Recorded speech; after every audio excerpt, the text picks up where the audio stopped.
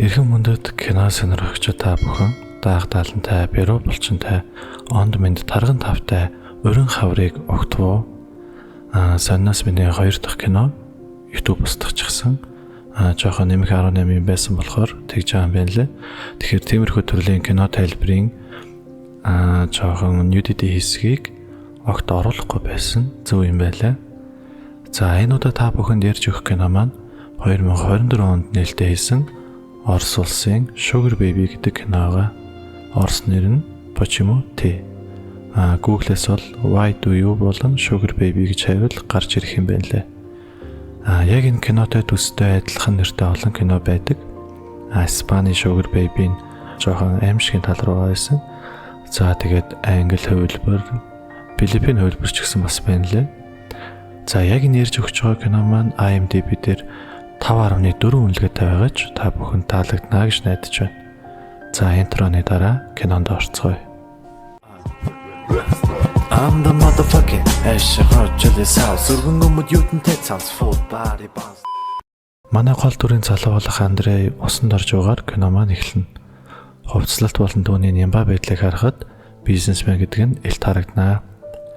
Андрей маань 2 бүсгүйтэй балааг нь авч явахад мөнгө өгөөд л харж байгаа нь. Бодлын лоббид 2 хүнтэй ажил ярилцах ба тэдний ажлыг зохицуулж өгөхөр болно. За ингээд үзэгдэл солигдож манай эмэгтэй голдор буюу Аллаг харуулна. Төвний хувцлалт болон хийж байгаа үйлдэлийг анзаарвал нилээдгүй хийгээгүй мэдрэмжээ дагаж эргчлүүд амьдардаг нэгэн бололтой. За Андрей маань гэртээ ирснээр тэр их нэртэй мөн хүүхэдтэй болж таарлаа. Энэ хооронд манай Алла найзтайгаа нэгэн баарнд уулзсан. Найз нь их л мөнгөтэй болсон харагдана. Алла маань гайхаад юу хийж байгааг нь асуутал тэр өөрийгөө нэлэх амраг болсон гэж хэлнэ. Найз нь түнд нэг вебсайт харуулад энд дандаа баян хүмүүс байдаг. Тэгэл тэдэнтэй болцоод өгөрч нэг шөнийг өнгөрөөгөөд мөнгөтэй болчихдгоо гэж хэлнэ. Их хэл боловсон юм. За маргааш нь Андрей агуулгах дээр ирчихсэн ажлаа хийж аваа харагдана. Ажлын хажуугаар бас бүсгүүчүүдтэй болцоо тоглоод амжнаа. Ажил дээрээ байгаагаас нь харахад тэрээр нэлээд ажилдаа анхаардаг. Ажлынхан ч түүнээс айдаг нь илт харагдана. Манай Алла маань харин сайхан тааваараа унтаж орноосоо босдог. Алла ээжтэйгээ амьдардаг ба ээж нь прокурор. Манай хүнийг яагаад сургуультай явахгүй юм бэ гэж асуухад арай болоогүй байна гэж хэлнэ. Яг үндэ манай Алла сургуулиасаа хөөгчихсэн юм байна лээ. Ээж нь ч хүнийг мэдчихсэн ирүүний шүл уулгаж өгнө. Ээжигээ ажилдаа явах гэхэд Алла мөнгө хэрэгтэй байгаагаа хэлтэл ээж нь түнд сургуультай босож орвол мөнгө өгнө. Тэр болтол юу ч өгөхгүй, болохгүй бол биеийн үнэл нээзгэж их л зөвөн хэлээд гарна. Манай Аллаач шарандаа өнөөх найзынхаа үзүүлсэн вебсайт руу шууд л бүртгүүлнэ. Бүртгүүлснийг нь ч манай Андрей олж хараад түн рүү чат бичээд явуулнаа. Алла маань вебсайтаа шалгахтал 10 чат ирсэн байх ба битүүл заван өгтөй мессежүүд ирсэн байдаг. Харин нэг хүнээс чи үзэгсэлэнтэй юм оройн хоол идэ гэж бичсэн байдаг. Аллаач түнтэй уулзахаар болдог. Гэхдээ энэ хүн нь манай Андрей биш ба манай хоёр энэ хоорондоос нэлээд чаталж өгнө. Андрей маань чаталж дуусаад л өөр нэг бүсгүйтэй уулзах ба Аллаач мөн өнөөх болцоо тоглосон хүнтэйгээ уулзахаар яваад очтол нэлээд ширүүн царайтай эвгүйх сууж байдаг. Алла маань шууд уулзахаа болоод гараад яваад өгнө. За энэ үйл явдлуудын дараа манай хоёр маргааш ресторанд уулзахаар болно. Алла чата бич дуусгаад нэг хүнтэй уулзахаар болтол их л соёлгүй цэмгэр залуу ирснэ. Шууд л буудлын руу дагуулж явах гин. Аллачин сайт дээр гайгүй хүн олдохгүй нэ гэж бодоод л харина. За ингээд маргааш болж манай хоёр уулзлаа. Нэгнийхээ талаар ярилцаж манай өмнөний соёлтой зан Алла таалагдж, Аллагийн хээгүй эрх дураараа байгаа байдал ч Андрей таалагдж эхэлнэ. Ингээд тэд вайн захиалж оно. Алла маань өөрийгөө 22-тэй гихч насаа жоохон ахиулж хэлсэн байхаа л гэж би бодоод байна. Андрей маань харин өөрийгөө гэр бүлтэй гэдгээ хэлчихнэ. За ингээд оройч боллоо. Андрей манай Алла гэрт нь хүргэж өгнө. Энэ хоёр нэлээд согчсон бололтой вайна шилээр нуугаал. Алла маань чи намайг үнсмээр өнө гэж асуугаад л манай хоёр үнсэлцээд романтиклж өгнө. За тэгээ буудал орохоор болно. Буудалд очоод пампаран цанцраа. За ингээд өглөөч боллоо. Манай Алла их л жаргалтай өглөөг өгтөж эргэн тойрноо ажиглаж байгаад ширээн дээрээс Андрейн үлдээсэн мөнгийг хараад царай нь гинтл хувраад бодол автаж эхэлнэ. Их романтик оройг өнгөрөөсөн ч өглөө нь өөрийгөө биеийн үнэлэгчийг мэдрээд ингэсэн байх. За ингээд хэд хоног өнгөрлөө. Андрей маань ажил дээрээ ороод аалаа руу зураг бичээстэй. Аалаа харин өөрийн хийсэн зүйлтэй гимшиж их л гонигтай харагдана. За өнөөх киноны ихэнд гардаг хоёр залуу маань ачаа хизээ ирэхээр болсон бэ? Ажил нь хэр явж байгаа гэд асуудал манай хүний ухаан санаа тэртех мэдрэмжийн зүгт дүүлсэн бололтой. Юу ачаа билээ гэснэ гинэт санаа бололтой. Хэдэн өдрийн дотор ирчих байхаа л гэж хэлээд яваад өгнө. Өдөр хоног өнгөрсөөр манай Андрей өөр эмэгтэйчүүдтэй уулзсан ч цаанаа л ааллаг бодостой ямарсаар л. Энэ хооронд аалаа дээр өнөөх вебсайт танилцуулдаг найз нь хөрөөд ирнэ. За тэгээд хэр залуу байсан бэ? Та хоёр юу болж ийн гэд манай ааллаж харьцахгүй байгаагаа хэлтэл найз нь уцыг нь аваад өмнөөс нь чатанд нь хариулчихна. Манай Андрейч Бомбаяр. Ааллаг өнөөх найз нь хурцлж хэдэн үг хэлснээр манай ааллаа зориг шулуудаад л дахиад шууд уулзахаар болно. Энэ удаа хайран дээр их л дэгжин хувцлаж нүрэж бодсон байна. За тэгээд буудлын өрөөнд явж ороод өвлөн борооны ажлыг их шаргуйж эхэлнэ. Ааллагын сэтгэл санааж дээрдсэн бололтой хөгжим сонсож бүжиглээд хормос тэнгэрийг ахин нэг удаа бүрхэгүүлээр хожиж өгнө. Ингээд үзэгдэл солигдоход манай Андрейг дагуулж нэгэн клуб руу явж орноо. За тэнд ёстой л ноёны толгойг 2, нохойн толгойг 4 харагдтал ууж баарны 0-т хүртэл ирвэхээ харчихна. Баарнаас гарч яваад манай Андрейч мэдрэмжийн нөгөө зэгтээ хурж өөрийн дотор нуугдсан хүнийг хайж олдог.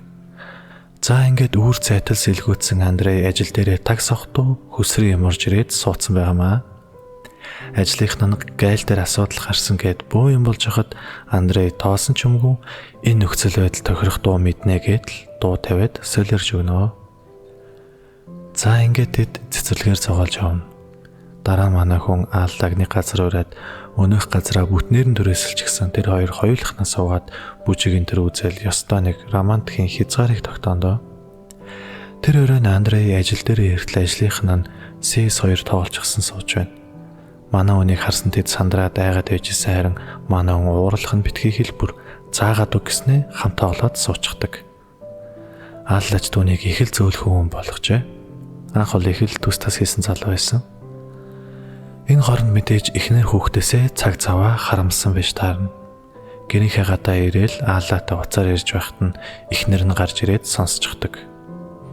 Тэрийг нь ч манай Андрей харчихна. Манай хүнч дотроо одоо яана гэж өгүүлсээр гэртээ орно. За ингээд маргааш нь болоход ааллаа түүн рүү чад өчээд өнөөдөр юу хийх юм бэ гэж асуудал Андрей Малдив руу 10 хоног явна гэж би чамд хэлсэн шүү дээ гэж бичээд орхино.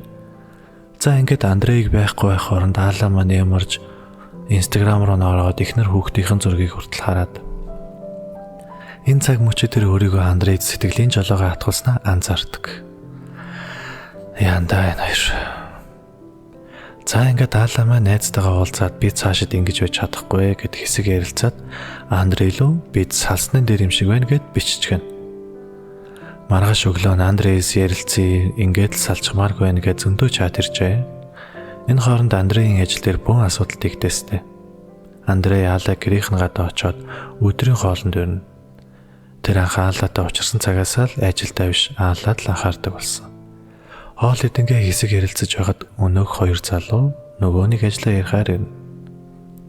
Асуудал гарсан гэсэн бистэ нөгөө ажилчин юу болж ийн гэд Андрейч зохицуулна гэж хэлээд л яваад өгнө. Тэд гүүрэн дээр очиж хэсэг ярилцсанаа. Энэ үед манай киноны нэрний учир тайлагдана. Андрей түнд би зөндөөл бүсгүйтэй учирч байсан. Яагаад чи гэж би чамайг цаг мөч болгонд л боддог хэмээн түнд тасаж хайртай болсноо хэлчихдэг. За ингээд тэр хоёр өнөөх л янзаараа үйл хуралдуулахаар болдог. Ааллаа зочид буудлаар моргүй байна. Манайх руу явъя гэж хэлээд тэгээд очоод Думбарида тустас. Мэдээж аз жаргал удаан үргэлжлэхгүй. Ээж нь гэртээ ирэх цагаас өмнө хүрээд ирдэг. Ингээд тэр хоёрыг нүцгэн байхыг харсан их л ууртайгаар гэрээсээ хөөн. Манай хоёр харин их л жаргалтай гэрээсээ гарч ав. За ингээд үзэгдэл солигдсны дараа ээж нь Андрейг бүхэлд нь судалчихсан байх ба энэ юун хүн юм бэ? Бас чамд яагаад мөнгө өгөөд байдгийг гэж шалгаж гарна. За ингээд ээж нь ааллаг гаднаас нь цоожлоод яваад өгдөг ба гаднаасаа цоожлуулсан ааллаа маань Андрейг дуудаад тагтаар гэрээсээ орохдог. Тэр хоёр машинд сууж элдвийг ярилцж байхдаа нэгэндээ чин сэтгэлээ ил гаргаад өгчөгдөг. Тэд нэгэн барилгын дээвэр дээр гарч үсэг зурдаг. Андрей Аалла гэсэн утгатай.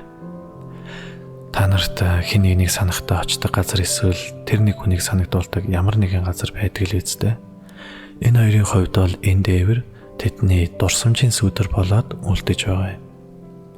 Тэд дээвэр дээр хэсэг ярилцаад яаж энэ бүхнийг шийдэх вэ гэд үзэгдэл солигддог. Энэ үед Андреийн ихнэр түүний хамгал нууцуудыг мэдчихсэн түүнээс нилээдгүй юм асууж эхэлдэг. Тэгэд эцэст нь ихнэр нь түүнд салцгаая гэж хэлээд манай Андрей гэрээсээ явдаг.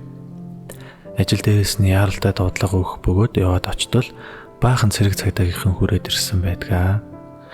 Ингээд компанийнх нь хамгал болохыг нэг залуу дэлгэж өгнө. Харин энэ бүхний цаана Ааллагийн ээж байсан байж таарна. За ингээд Андрейчтай галзарч өгөндөө. Ааллагийн ээж өөрийн ажлаа хүртэл тэнцэн тавин байж түүнийг мөрдөж мушгиж байгаа болж таарна. Түүний гэрт нэгэн дээд тушаалтан орж ирээд "Чи миний гэр бүлээс ялгаагүй хүн. Энийг одоо болоо. Тэрэнд асуудал байхгүй бол яах юм бэ? Энэ хэрэг чинь бөө асуудал тарьж өнгээд их чи хашиг зөөллөөд яваад өгдөг." Андреийн хамаг ажиллалт нуран унаж ажлын хамтрагч нь бүр шоронд орчихсон байж таарнаа. За ингээд сэтгэлээр унсан Андрей Ааллагийн ээжтэй уулзаад "Танай охин бид хоёрын харилцаа жинхэнэ хайр сэтгэл юм шүү" гэд дээрээс нь согтуу байгааг ч хэлэхүү. "Би танд мөнгө өгөхгүй. Миний чадах юм л тэргээд бүр солиорж өгнө." Ааллагийн ээж мэдээж уурлаад яваад өгнө. Аалла ч ээжтэйгээ харамжгүй харилцаатай байгаа бол та.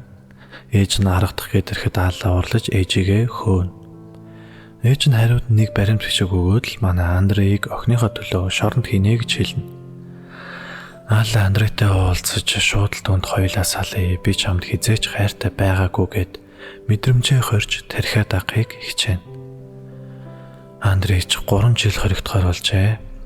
Хичнээн хичээж тархиараа сэтгсэн ч амьдралыг нь зүрх өдөрдөж мэдрэмжээ нэгэнд л дагдаг болсон хойно Андрей ч түүнд энэ бүгдээс зугтаж хамтдаа шинээр амьдралыг эхлүүлэе гэж хэлээд тэд холын аянд гарна.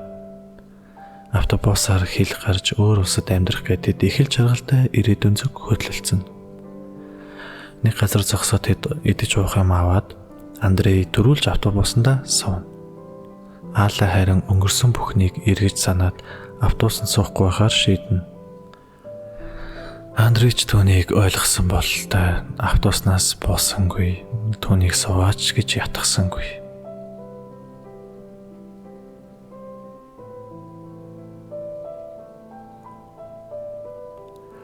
Ингээд хэдэн жил өнгөрч Аалла найзуудтайгаа өнөөх дээвэр дээр хэн нэгний төрс өдрийг тэмдэглэнэ. Үсэг бичиж байсан дээвэр рүү харвал Андрей түүнд захиа бичиж үлдээсэн нь харагдана. Би чиний тухай цаг мөргөлж боддог. Би сайн байгаа.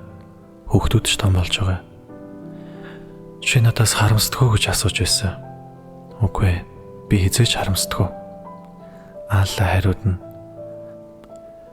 Би ээжийн гэрээс нь үчигсэн. Сургуульдаар сурахгүй. Би зураач болно гэж бичиж үлдээдэг.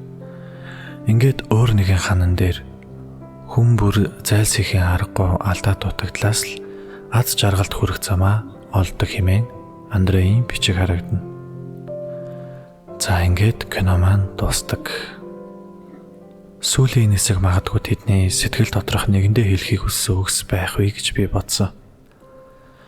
Энэ кино товчлыг сонсоод танд хэн нэгэн бодогдсон бол түүнд үг бичиж үлдээх дээврийг энэ бичлэгний сэтгэл хэсгээр орлуулж болох юм. Кино товчлыг маань үзсэнд баярлалаа. Баяртай.